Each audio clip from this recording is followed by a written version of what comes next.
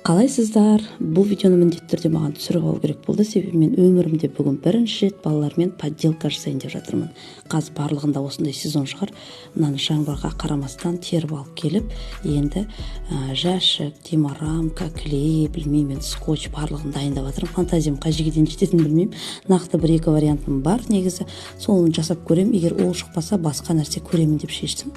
Сонымен бірінші өзімнің ойымда жүрген вариантымды бастап көрдім. Сызбамды сызып, жаңағы клейді қолдануға келген кезде байқағаным, бізде ПВА клейдің срогі өтіп кетіпті екен.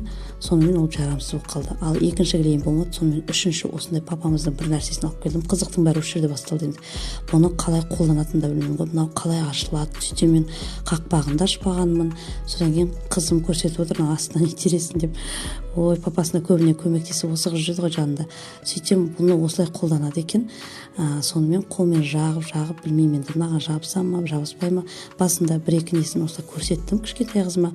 Ары қарай енді өзінің поделкасы болғаннан кейін шама келгенше өзіне жасатуға тырыстым.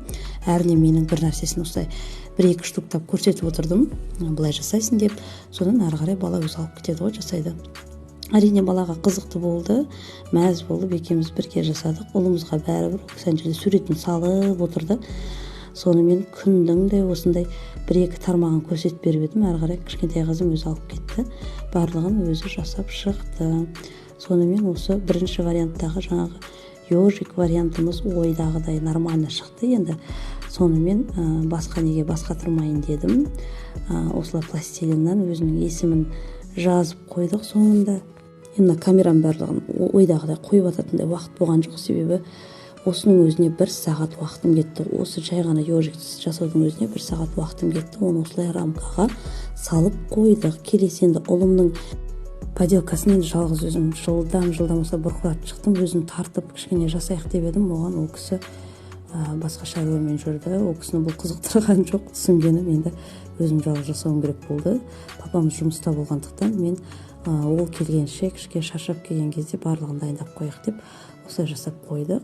Жылдам бірдеңе жасау керек болды, себебі жаңағы кірпінің өзіне біраз шаршап қалдым мен. Шыны керек, содан осы теріп әкелген ағаштарым бәрі іске асты. Өмірімде бірінші рет жасасам да нәтижесі жаман емес деп ойлаймын.